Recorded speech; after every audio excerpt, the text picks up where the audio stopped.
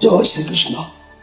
नमस्कार दर्शक बंधु, प्रिय दर्शक बंधु, आज मु आपण को कहबी टैरोट कार्ड माध्यम 12टी राशिफल संपर्क में प्रथम मेष राशि ठारू आरंभ करी मीन राशि पर्यंत।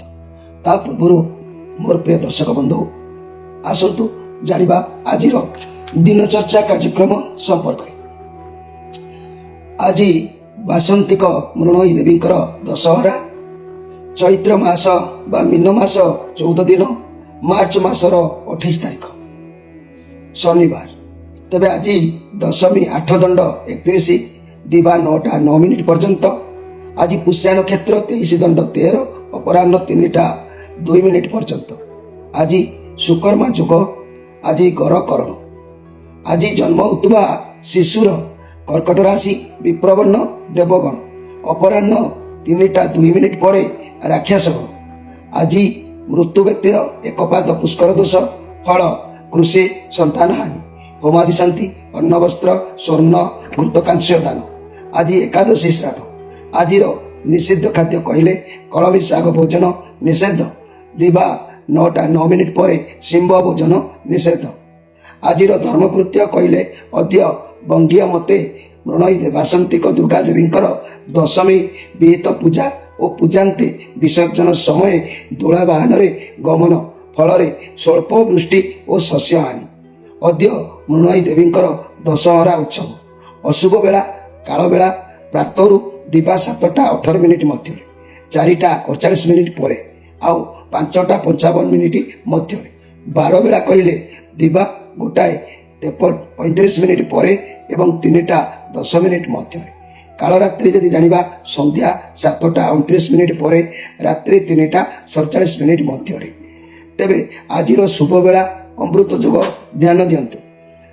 दिवा 9टा 45 मिनिट पर 11टा 57 मिनिट मध्य, रात्रि 12टा 20 मिनिट पर रात्रि 1टा 55 मिनिट मध्य। प्रिय दर्शक बंधु, ये थिला आजिर दिन चर्चा कार्यक्रम संपर्क में संक्षेप वार्ता आपण मानकु। एबे आसंतु आमे कार्ड माध्यम 12टी कार्ड संग्रह करवा। 12टी कार्ड रे 12टी राशि संपर्क में आमे संक्षेप जाना। प्रथम मेष राशि ठारू आरंभ करवा मीन राशि पर्यंत। प्रिय दर्शक बंधु, मोर देह खराब थी तंटी टे दबी जाइए, जहाँ भी बुझी हो कि न हो आपण मैंने क्षमा करेंगे। तेणु आपण मैंने जानते जे कि कार्यक्रम प्राय समय बंद रोला, समस्या किसी तेरे कार्यक्रम चालू होती किसी असुविधा ना। केवल शरीर टी प्रोब्लेम अच्छी, तंटीटा टे खोलीदे आपण मैंने सबकि स्पष्ट भाव में बुझीपारे। तेज चलतु मोर प्रिय दर्शक बंधु, सर्वप्रथम आम मेष राशि कार्ड बाहर करवा मार्च मासर 28 तारिख शनिवार। प्रथम मेष राशि। जय श्रीकृष्ण।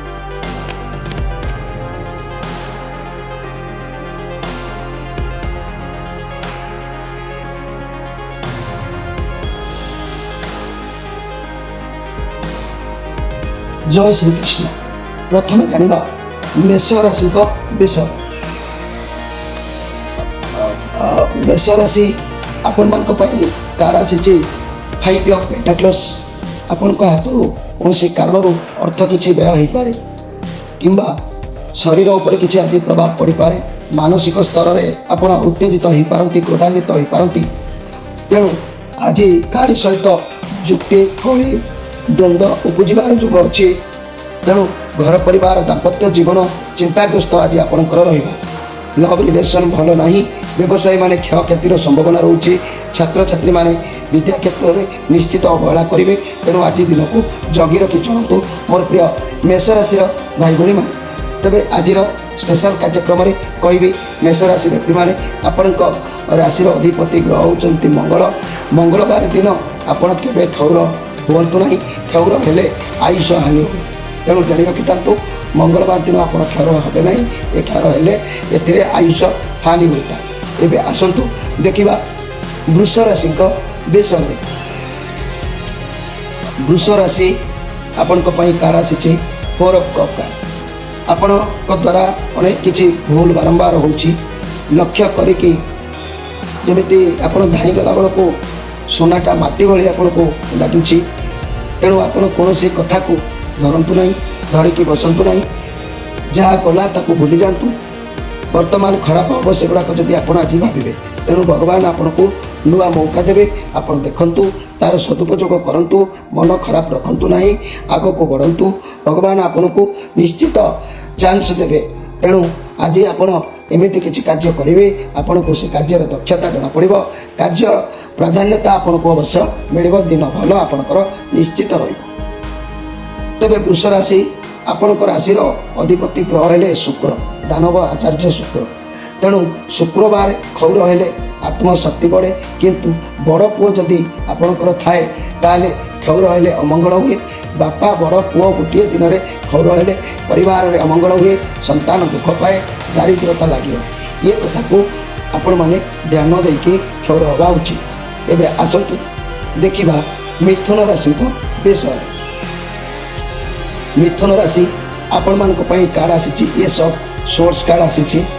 ଆପଣ ଆଜି ନୂଆ ବୁଦ୍ଧି, ନୂଆ କାର୍ଯ୍ୟ, ନୂଆ ଚିନ୍ତାଧାରା ମନକୁ କିଛି ଆସିପାରେ, କିମ୍ବା କୌଣସି କାର୍ଯ୍ୟକୁ ନେଇକି କିଛି ଯୋଜନା ଆପଣ ପ୍ରସ୍ତୁତି କରିପାରନ୍ତି, କିମ୍ବା ନୂଆ ଶୁଭାରମ୍ଭ କିଛି କରିପାରନ୍ତି। ଆଜି ଯାହା ବି ନିଷ୍ପତ୍ତି ନେବେ ତାହା ଭଲ ରହିବ। ଯାହା ଜଣାଯାଉଛି କିଛି ଶୁଭ ଖବର, କିମ୍ବା ଆଜି ଆପଣଙ୍କ ସମ୍ପର୍କୀୟ କୌଣସି ବନ୍ଧୁ ସହ ଯୋଗାଯୋଗ ହୋଇପାରେ। ଯେଉଁମାନେ କ୍ୟାରିୟର କ୍ଷେତ୍ରରେ ଆଶାୟୀ ଅଛନ୍ତି, ଯୋଗାଯୋଗରେ ଅଛନ୍ତି, ନୂଆ ଚାକିରି, ଦାୟିତ୍ୱ, ନୂଆ କାମ ସେମାନଙ୍କୁ ମିଳିପାରେ। ତେଣୁ ଆଜି ଭାବପ୍ରବଣତା ନ ହେବା ଭଲ। ସ୍ୱାସ୍ଥ୍ୟ ସମସ୍ୟା ପାଇଁ କୌଣସି ଖରାପ ଅଭ୍ୟାସ ଯଦି ଆପଣ ରଖିଛନ୍ତି ତାକୁ ଆପଣ ବର୍ଜନ କରିଦିଅନ୍ତୁ। ତେବେ ଆଜି ଆପଣଙ୍କର ମନ କୌଣସି ଏକ ଲକ୍ଷ୍ୟରେ ରହିବ, କିଛି ପାଇବା ପାଇଁ, କୌଣସି ଦାୟିତ୍ୱକୁ ପୂର୍ଣ୍ଣାଙ୍ଗ କରିବା ପାଇଁ ଆକୁଳିତ ରହିବେ। ହୁଏତ ଅର୍ଥର ଚିନ୍ତା ହେଇପାରେ, କାହାର ସାହାଯ୍ୟର ଚିନ୍ତା ହେଇପାରେ, ଏମିତି କିଛି ଆଜି ମନ ଆପଣଙ୍କର ରହିବ। ମୋର ପ୍ରିୟ ମିଥୁନ ରାଶି ବ୍ୟକ୍ତିମାନେ, ମିଥୁନ ରାଶି ଆପଣଙ୍କ ରାଶିର ଅଧିପତି ଗ୍ରହ ହେଲେ ତାରାତନୟ ବୁଧ। ତେଣୁ ବୁଧବାର ଆପଣ କ୍ଷୌର ହେଲେ ଆୟୁଷ ଓ ଶକ୍ତି ବୃଦ୍ଧି ହୁଏ। ତେଣୁ ଏହି ବୁଧବାର ଆପଣ କ୍ଷୌର ହେଇପାରିବେ। ଏବେ ଆସନ୍ତୁ ଦେଖିବା କର୍କଟ ରାଶିଙ୍କ ବିଷୟ। କର୍କଟ ରାଶି ଆପଣମାନଙ୍କ ପାଇଁ କାର୍ଡ଼ ଆସିଛି ଫୋର୍ ଅଫ୍ ପେଣ୍ଟାକ୍ଲସ୍।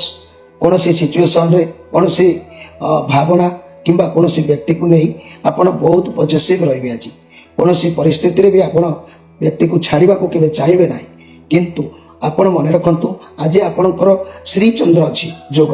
ତେଣୁ ଆପଣ ଯାହାର ପରିଣାମ ମଧ୍ୟ ଖରାପ ହୋଇପାରେ। ଆପଣଙ୍କ ଆଖପାଖର ଲୋକେ ଆପଣମାନଙ୍କୁ ବୁଝିବେ ନାହିଁ।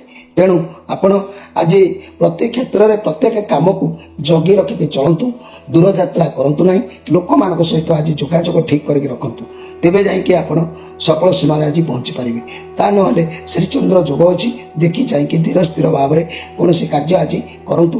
ମୋର ପ୍ରିୟ ଯାହାକି କର୍କଟ ରାଶିର ବ୍ୟକ୍ତିମାନେ, କର୍କଟ ରାଶି ଆପଣଙ୍କ ରାଶିର ଅଧିପତି ଗ୍ରହ ହେଲେ ଚନ୍ଦ୍ର। ତେଣୁ ସୋମବାର ଆପଣ କ୍ଷୌର ହେଲେ ସୁଖ ମିଳେ। ତେଣୁ ଆପଣ ଯଦି କ୍ଷୌର ହେଉଥାନ୍ତି, କେବଳ ସୋମବାର ଦିନ କ୍ଷୌର ହୁଅନ୍ତୁ, ଆପଣଙ୍କୁ ସୁଖ ପ୍ରାପ୍ତି ନିଶ୍ଚିତ ହେବ। ଏବେ ଆସନ୍ତୁ ଦେଖିବା ଯେ କି ସିଂହ ରାଶିଙ୍କ ବିଷୟରେ। ସିଂହ ରାଶି ଇଏ 5 ଅଫ୍ ୱାଣ୍ଡସ୍ କାର୍ଡ଼, ନେଗେଟିଭ୍ କାର୍ଡ଼ ଅଛି। ଦେଖି ଚାହିଁ ଆଜି କାର୍ଯ୍ୟ କରନ୍ତୁ। ବ୍ୟବସାୟ, ଚାକିରି, ରିଲେସନସିପ୍ରେ ସାବଧାନତା ଅବଲମ୍ବନ କରନ୍ତୁ। ଅଯଥା କଳି ଝଗଡ଼ାରେ ପଶନ୍ତୁ ନାହିଁ। କାହା କଳି ଝଗଡ଼ା ହେବାର ସମ୍ଭାବନା ରହୁଛି। ଶରୀରରେ ଖଣ୍ଡିଆ ହୋଇଯିବାର ସମ୍ଭାବନା ରହୁଛି। ଆଜି ବୁଦ୍ଧି ଲଗେଇକି କାର୍ଯ୍ୟ କରନ୍ତୁ। ହଡ଼ବଡ଼ରେ କୌଣସି କାର୍ଯ୍ୟ କରନ୍ତୁ ନାହିଁ। ଅନ୍ୟର କଳିରେ ଆଜି ମୁଣ୍ଡ ପୁରାନ୍ତୁ ନାହିଁ, ଆପଣ ଫସି ଯାଇପାରନ୍ତି। ମୋର ପ୍ରିୟ ସିଂହ ରାଶି, ହୁଏତ ଆପଣଙ୍କ ହାତରୁ କିଛି ଅର୍ଥ ବ୍ୟୟ ହୋଇପାରେ, ଖର୍ଚ୍ଚାନ୍ତରେ ଆପଣ ପଡ଼ିପାରନ୍ତି।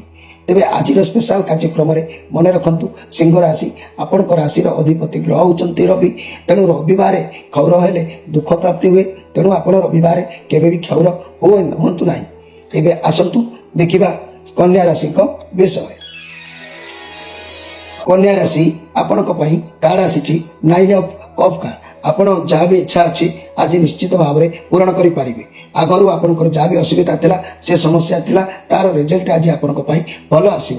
ଯେତେ କଠିନ ପରିଶ୍ରମ କରିଥିବେ ତାର ଫଳ ଆପଣଙ୍କୁ ଦ୍ୱିଗୁଣ ମିଳିବ, କିଛି ସନ୍ଦେହ ନାହିଁ। ତେଣୁ ଆଜି ଆପଣ କଷ୍ଟ କରି ଚାଲନ୍ତୁ। କଷ୍ଟ କଲେ କୃଷ୍ଣ ନିଶ୍ଚିତ ଭାବରେ ପ୍ରାପ୍ତି ହେବେ। ତେଣୁ ଆପଣ କର୍ମକ୍ଷେତ୍ରରେ ବହୁତ ଭଲ ରହିବ। ଯାହା ବି କାମ କରିବେ ସେଥିରେ ସଫଳତା ମିଳିବ।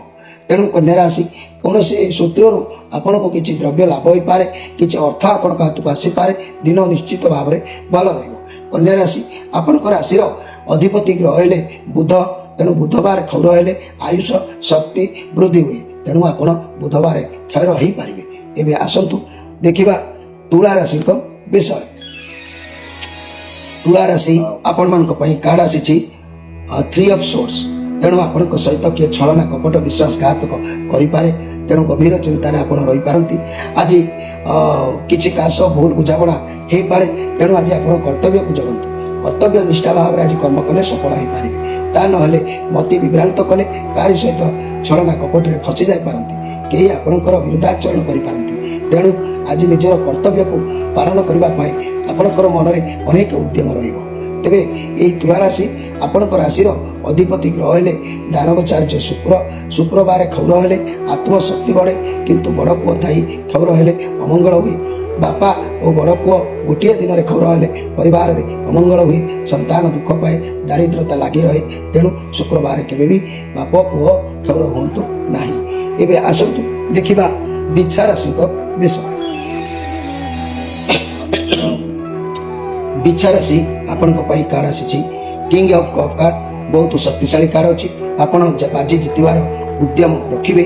ତେଣୁ ଆପଣ ସର୍ବଦା ଆଜି ସବୁ କାର୍ଯ୍ୟ କରିବାକୁ ପ୍ରସ୍ତୁତ ରହିବେ। ଦୂରଯାତ୍ରା କରିବାର ଯୋଗ କହୁଛି, କୁଆଡ଼େ ଯାଇପାରନ୍ତି। ଆଜି ଆପଣଙ୍କ ସହିତ ସୁସମ୍ପର୍କ ଭଲ ରହିବ। ଇଏ ବହୁତ ପଜିଟିଭ୍ କାର୍ଡ ଅଛି। ତେଣୁ ଆପଣ ଆଜି ଟିକେ ବିଶ୍ରାମ ନିଅନ୍ତୁ। ଆପଣଙ୍କ ଶରୀର ଚାହୁଁଛି ଟିକେ ରିଲାକ୍ସ ହେବା ପାଇଁ, ଟିକେ ବିଶ୍ରାମ ନେବା ପାଇଁ। ତେବେ ଯାଇକି ଘର ପରିବାର ଦାମ୍ପତ୍ୟ ଜୀବନ ଭଲ ରହିବ। ଲଭ୍ ରିଲେସନରେ ପାର୍ଟନରଙ୍କ ସହିତ ପାଖ ଆଖକୁ ବୁଲିବାକୁ ଯିବାର ଯୋଗ ମିଳିପାରେ, କିମ୍ବା ବ୍ୟବସାୟୀମାନେ କିଛି ମାଲପତ୍ର ବ୍ୟବସାୟ ପାଇଁ ଦୂରଯାତ୍ରା କରିପାରନ୍ତି। ଏହି ବିଛା ରାଶିର ବ୍ୟକ୍ତିମାନେ ଆପଣଙ୍କ ରାଶିର ଅଧିପତି ଗ୍ରହ ହେଉଛନ୍ତି ଭୂମିପୁତ୍ର ମଙ୍ଗଳ। ତେଣୁ ମଙ୍ଗଳବାର କ୍ଷୌର ହେଲେ ଆୟୁଷ ହାନି ହୁଏ। ତେଣୁ ଆପଣମାନେ କେବେ ବି ଏହି ମଙ୍ଗଳବାର କ୍ଷେର ହୁଅନ୍ତୁ ନାହିଁ। ଏବେ ଆସନ୍ତୁ ଦେଖିବା ଧନୁ ରାଶିଙ୍କ ବିଷୟରେ। ଧନୁ ରାଶି 6 ଅଫ୍ କପ୍। ଆପଣ ଇନସେଣ୍ଟ ରହିବେ। ମନରେ ଛଳ କପଟ କିଛି ଆଜି ରହିବ ନାହିଁ। ଆପଣ ଅତୀତର କଥା, ପିଲାବେଳର କଥା, ଫ୍ୟାମିଲିର ବହୁତ ସପୋର୍ଟ, ଏସବୁ ଆଜି ଆପଣଙ୍କ ମନକୁ ଆସିବ। ତେଣୁ କାର୍ଯ୍ୟକ୍ଷେତ୍ରରେ ଭଲ ରହିବ। ନୂଆ ଉପାୟରେ କିଛି କାର୍ଯ୍ୟ କରିବା ପାଇଁ ମନର ଉଦ୍ୟମ ଆଜି ଆପଣ ରଖିବେ। ତେଣୁ ଆଜି ସ୍ୱାସ୍ଥ୍ୟ କଥା କହିଲେ, ଯଦି ନିଜ ଆଖପାଖରେ କାହାକୁ ଅସୁସ୍ଥ ଦେଖୁଛନ୍ତି, ତେବେ ତାଙ୍କୁ ସାହାଯ୍ୟ କରନ୍ତୁ। କାହିଁକି ନା ତାହାଙ୍କୁ ସାହାଯ୍ୟ କଲେ ଆପଣଙ୍କର ଶରୀର ଠିକ୍ଠାକ୍ ରହିବ। ତାହା ନହେଲେ ଆପଣଙ୍କ ଶରୀର ଅସୁସ୍ଥତା କିଛି ଅନୁଭବ କରିପାରନ୍ତି। ତେବେ ଏହି ଧନୁ ରାଶି ବ୍ୟକ୍ତିମାନେ ଆପଣଙ୍କ ରାଶିର ଅଧିପତି ଗ୍ରହ ହେଉଛନ୍ତି ଦେବଗୁରୁ ବୃହସ୍ପତି। ତେଣୁ ଏହି ଦେବଗୁରୁ ବୃହସ୍ପତିଙ୍କ ପାଇଁ ଗୁରୁବାର କ୍ଷୌର ହେଲେ ଶକ୍ତିହୀନ ଓ ଅର୍ଥହାନି ହୁଏ। ତେଣୁ ଆପଣ କେବେ ବି ଗୁରୁବାର କ୍ଷୌର ହେବେ ନାହିଁ। ଏବେ ଆସନ୍ତୁ ଦେଖିବା ମକର ରାଶିଙ୍କ ବିଷୟରେ। ମକର ରାଶି 7 ଅଫ୍ ପେଣ୍ଟାକଲ୍ସ କାର୍ଡ। ଏ କାର୍ଡ ପଜିଟିଭ୍ ଅଛି। କୌଣସି କାର୍ଯ୍ୟକୁ ଅପେକ୍ଷା କରିଥିଲେ କୌଣସି ଫଳ ବା ପରିଶ୍ରମର ମୂଲ୍ୟ ପାଇବା ପାଇଁ ଆପଣଙ୍କର ମନ ଆକୁଳିତ ଥିଲା। ଆଜି ସେସବୁ ପୂରଣ ହେବାର ଯୋଗ ଦେଖାଦେଇପାରେ। କାରଣ ଆପଣଙ୍କ ମନ ସର୍ବଦା ଆଜି ଉଦ୍ବେଗ ରହିବ। ମାନେ କୌଣସି କାର୍ଯ୍ୟ କରିବା ପାଇଁ ବ୍ୟସ୍ତ ଭିତରେ କରିବେ। ତେଣୁ ଆପଣ ଅତୀତର ଯାହା ବି ଶ୍ରମ କରିଥିବେ ତାର ଫଳ ଆପଣଙ୍କୁ ନିଶ୍ଚିତ ମିଳିବ। ଧୈର୍ଯ୍ୟ ରଖି କିଛି କାମ କାର୍ଯ୍ୟ କରନ୍ତୁ। ଧୈର୍ଯ୍ୟ ନ ହରାଇ କାର୍ଯ୍ୟ କେବେ କରନ୍ତୁ ନାହିଁ। ମନ ଉଦ୍ବେଗକୁ ନିଜର କଣ୍ଟ୍ରୋଲରେ ରଖନ୍ତୁ। ଧୀରେ ଧୀରେ ସବୁ ଭଲ ନିଶ୍ଚିତ ହେବ। ତେବେ ଏହି ମକର ରାଶିର ବ୍ୟକ୍ତିମାନେ ଆପଣଙ୍କ ରାଶିର ଅଧିପତି ଗ୍ରହ ହେଉଛନ୍ତି ଶନି।